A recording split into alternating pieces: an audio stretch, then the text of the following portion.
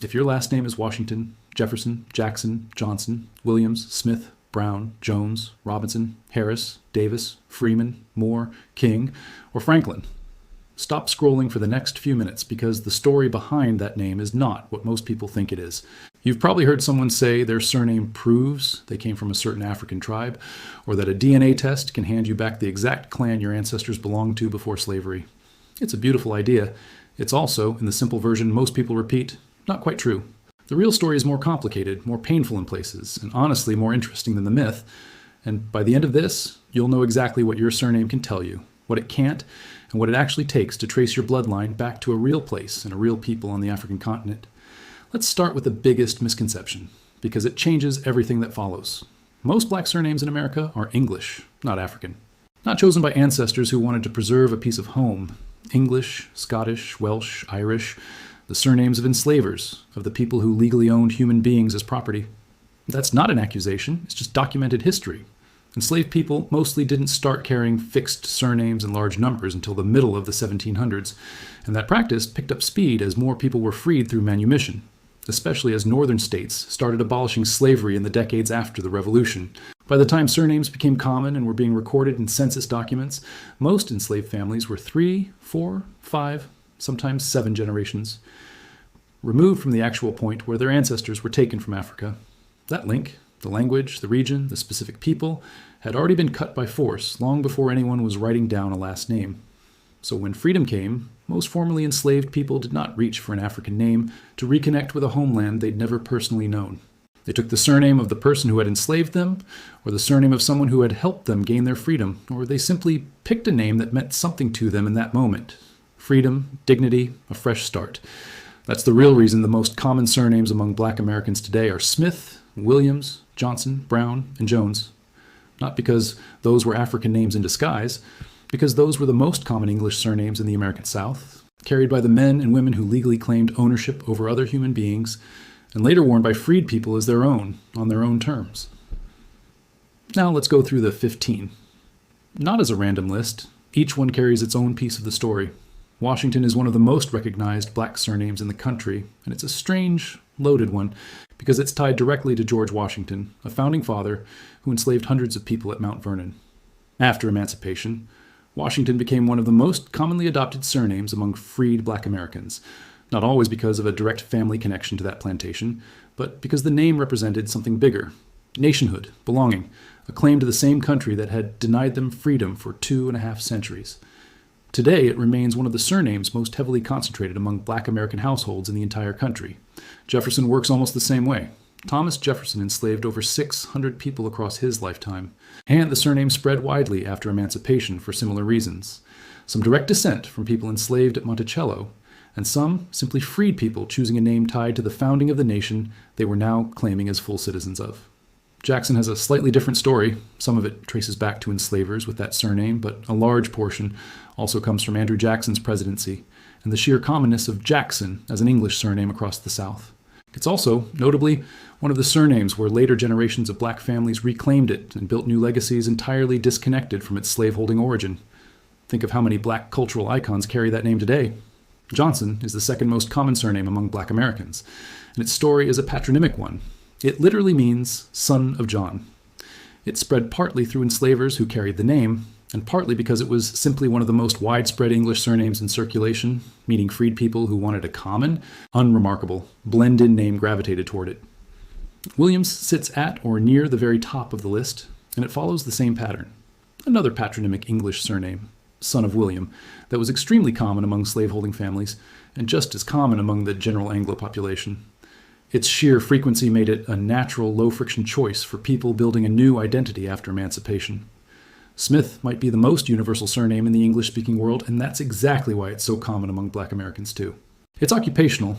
It originally meant a blacksmith or metalworker, and it was so widespread among white Southern families that it became one of the default surnames absorbed into black communities during and after slavery.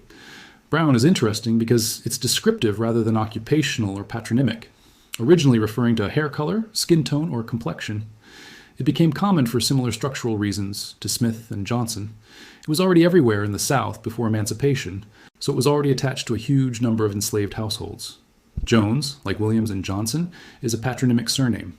Son of John, again, filtered through Welsh naming conventions.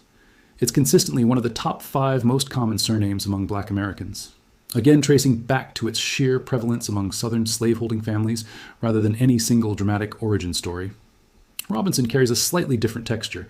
It's son of Robin, and it became widespread among freed Black families after emancipation, partly because it wasn't as instantly tied to a single infamous enslaver or founding father. It felt more like a fresh, ordinary English surname to build a new life under. Harris is another patronymic name, tracing to son of Harry, and it's heavily represented in the Black American surname pool for the same structural reason as most names on this list. It was one of the most common surnames carried by Southern slaveholding families, and it transferred over during and after slavery.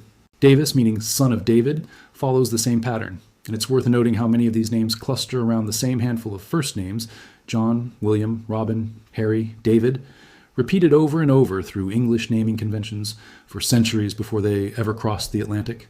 Freeman stands apart from every name on this list, and it might be the most powerful one. This wasn't inherited from an enslaver. This was chosen. After emancipation, a significant number of formerly enslaved people specifically took the surname Freeman, sometimes recorded as Freedman, as a direct, deliberate declaration of their new legal status. It's one of the few surnames on this entire list that was picked, not passed down from someone who once owned them.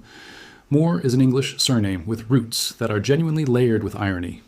Historically, Moor referred to North Africans and Muslims in medieval Europe, meaning some Black families today are carrying a surname that unintentionally echoes an actual African connection, even though the name itself came through the same slaveholder to freed person pipeline as the rest. King is another one that reads differently once you know the context.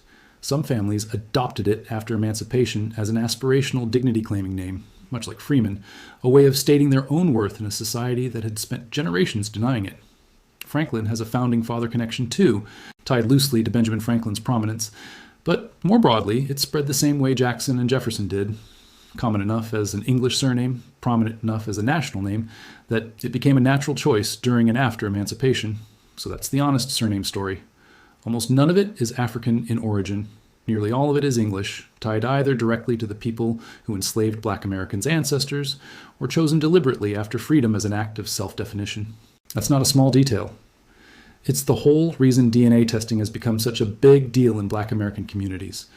The surname was severed from the ancestral thread generations ago. DNA is one of the only tools left that can even attempt to reconnect it. Here's where we need to slow down and get precise, because this is the part most videos on this topic get wrong, and it's the part that actually matters if you're going to spend money on a test. DNA cannot read your surname and hand you a clan. That's not how any of this works, and any content that tells you otherwise is oversimplifying at best. What DNA testing actually does is compare small segments of your genetic code against reference databases built from people who currently live in specific regions or who have documented generations-deep roots in specific ethnic groups. Based on how closely your DNA segments match those reference populations, a company can give you a probability-based estimate, not a certainty. An estimate of which regions or ethnic groups your ancestors most likely came from. There are 2 fundamentally different kinds of tests, and knowing the difference will save you money and disappointment. The first kind is autosomal testing. This is what companies like Ancestry DNA and 23andMe primarily sell. Autosomal DNA comes from all of your ancestors, mixed together, going back several generations on both your mother's and father's sides. It gives you a broad regional breakdown. For African Americans, this usually shows up as percentages tied to regions like Nigeria, Cameroon, Congo, Mali, Senegal, Benin, Togo, Ivory Coast, and Ghana, which makes sense historically, because those are the regions where the transatlantic slave trade most heavily concentrated its kidnapping and trafficking operations. Ancestry DNA currently offers one of the largest reference databases for this kind of African regional breakdown, with over 20 distinct African regions represented in its results, and its size gives it an edge in finding both regional matches and living DNA relatives. The second kind is lineage-specific testing, mitochondrial DNA, which traces your direct maternal line, mother to great-grandmother and further back, and Y-chromosome DNA, which traces your direct paternal line for men, father to great-grandfather. Companies like African Ancestry specialize in this.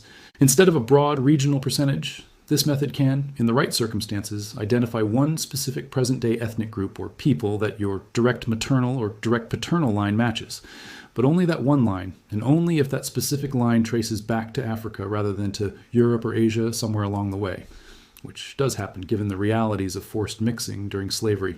If your father's father's father's line happens to trace to a European ancestor instead, that test will tell you that, not force an African result where there isn't one. This is the part that matters most, so it's worth being completely direct about it. No DNA test from any company at any price point is giving you a 100% certain answer. Even the most reputable companies, the ones with the largest and most carefully built databases, typically operate in the range of 97% accuracy or slightly above, which is genuinely impressive, but it also means there's always a margin of error, and that margin gets wider the further back in time you're asking the test to reach. Researchers who study this field professionally, geneticists, anthropologists, bioethicists, have been raising the same concerns for years.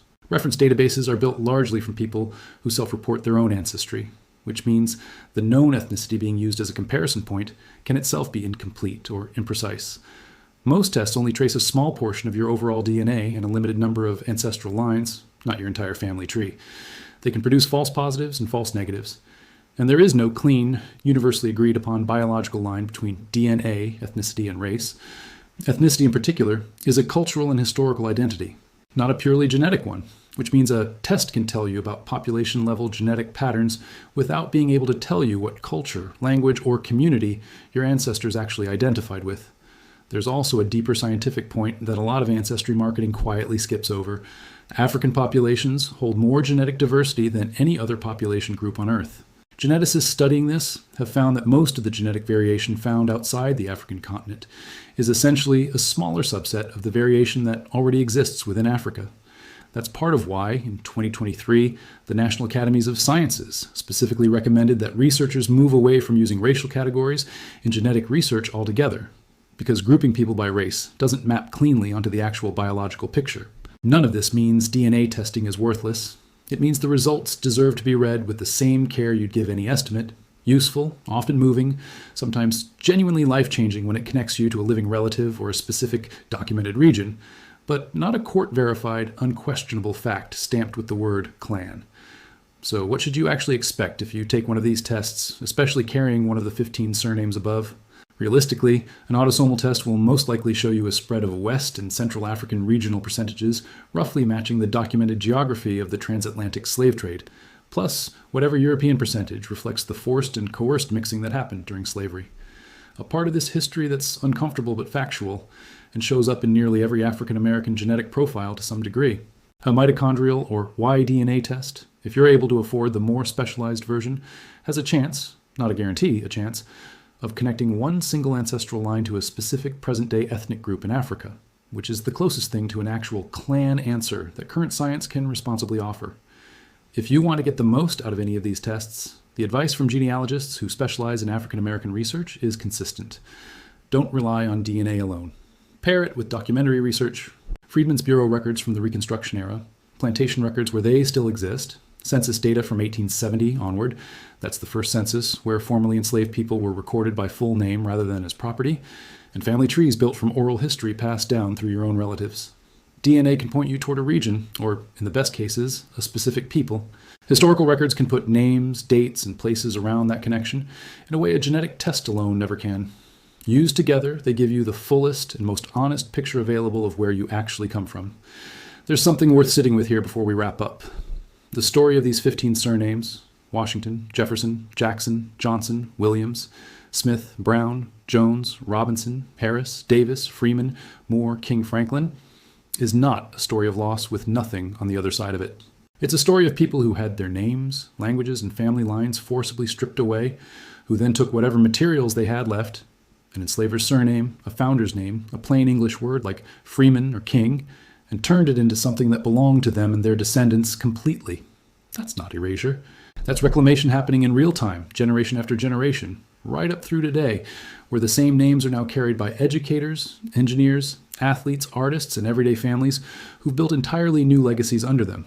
And for anyone genuinely chasing the deeper connection, the actual region, the actual people your ancestors were taken from, that door isn't closed. It's just more work than a surname alone can do. A DNA test, read honestly and paired with real documentary research, is currently the closest tool available to walk back through that severed thread. It won't hand you a guaranteed courtroom certain clan on a silver platter, but it can hand you a genuine evidence-based starting point, a region, sometimes a specific people, sometimes even a living relative you never knew existed, and from there, the rest of the story is yours to keep uncovering. Let's go a little deeper into the timeline, because understanding when things happened explains why the surname trail goes cold so early. The first documented arrival of enslaved Africans in what would become the United States was in 1619 in Virginia.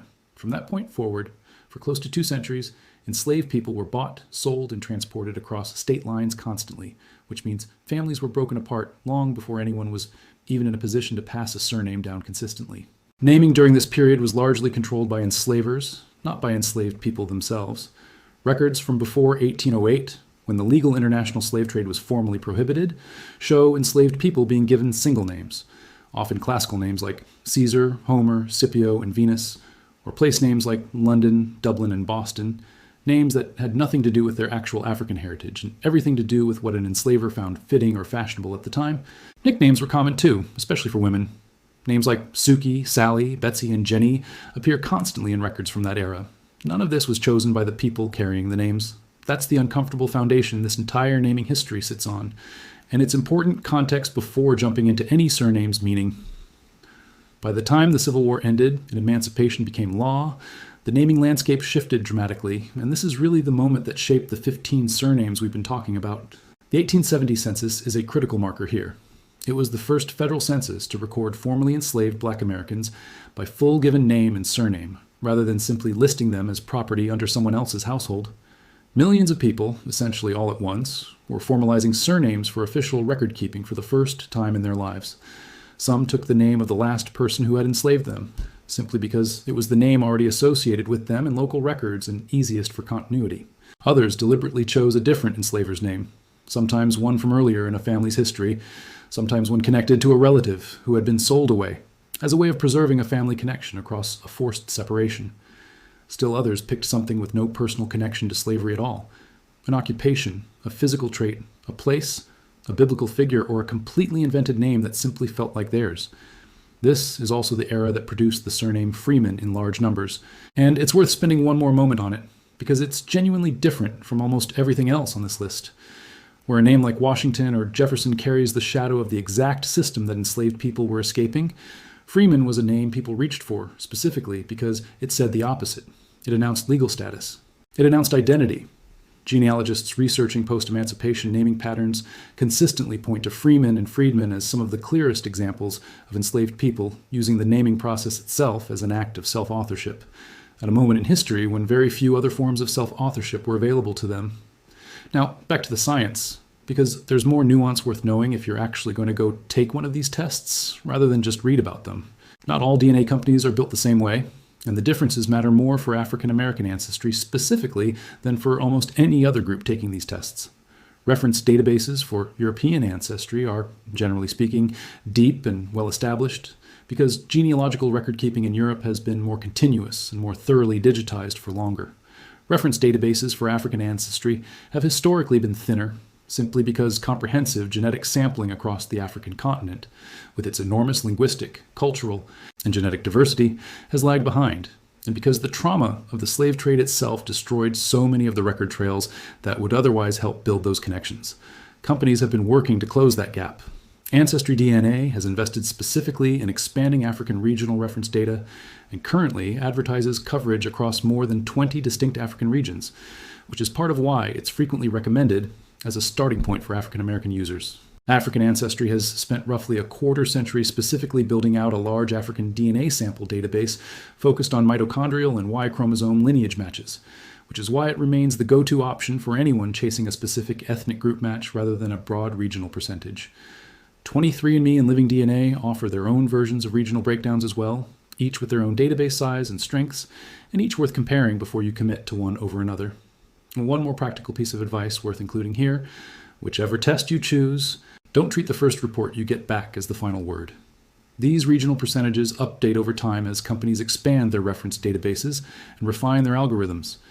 It's extremely common for someone's ethnicity estimate to shift somewhat between when they first test and a year or two later, simply because the underlying comparison data has grown. That's not the test being wrong the first time. It's the science getting more precise as more people contribute samples, and as researchers refine how they read the patterns. If you tested years ago and haven't checked back recently, it's worth logging in and looking again because the picture may well have changed. It's also worth being honest about a tension that sits underneath all of this. Race, as a category, doesn't map cleanly onto biology. Genetic diversity within Africa alone is greater than the diversity found across every other population on Earth combined, which makes black as a single genetic category far less precise than it sounds in everyday conversation. Ethnicity, meanwhile, is a lived cultural identity, language, custom, community, history, not something that can be fully captured by a swab of saliva and an algorithm. DNA testing companies don't always make that distinction obvious in their marketing, and that's part of why the phrase "your true clan" can be misleading if it's taken too literally. What these tests can responsibly offer is a genetic population match, a statistically strong likelihood that your ancestry traces to a certain region, or, in the best lineage-specific cases, a specific present-day ethnic group. What they can't do is hand you your ancestors' actual language, their actual customs, their actual community identity, because that information was never encoded in DNA to begin with. It lived in culture, and culture is exactly what the slave trade worked hardest to sever. None of this is meant to talk anyone out of testing. If anything, it's the opposite. Knowing exactly what a test can and can't do makes the results that do come back mean more, not less. When someone gets a mitochondrial DNA result back and it points to a specific documented ethnic group in West Africa, that's not a marketing gimmick. That's a real evidence-based genetic match, arrived at through legitimate lineage tracing methods that geneticists have used and refined for decades. When someone matches with a living relative through an autosomal database and ends up building a real relationship with family they never knew existed, that's not hype either. That happens constantly, and it's one of the most powerful uses of this technology for African American families specifically, precisely because the documentary paper trail so often goes cold at slavery's wall. So here's the honest bottom line for anyone carrying one of these 15 surnames and wondering what to do next. Your surname alone will not tell you your ancestral ethnic group. For the overwhelming majority of Black Americans, it's an English name, inherited from an enslaver or chosen fresh at emancipation, not a preserved fragment of African heritage. What can get you closer to that answer is DNA testing done with realistic expectations, an autosomal test for a broad regional picture and potential living relative matches, a mitochondrial or Y-DNA test if you want a shot at a specific ethnic group match along one direct line, and documentary research, census records, Freedmen's Bureau archives, family oral history, layered on top to fill in the gaps DNA can't reach on its own. Put those pieces together, and you get the fullest, most accurate picture currently available of where your family actually comes from. It's not a single dramatic reveal, it's a process, but for a history that was deliberately and violently disconnected from its roots. That process is exactly how the connection gets rebuilt, one verified piece at a time.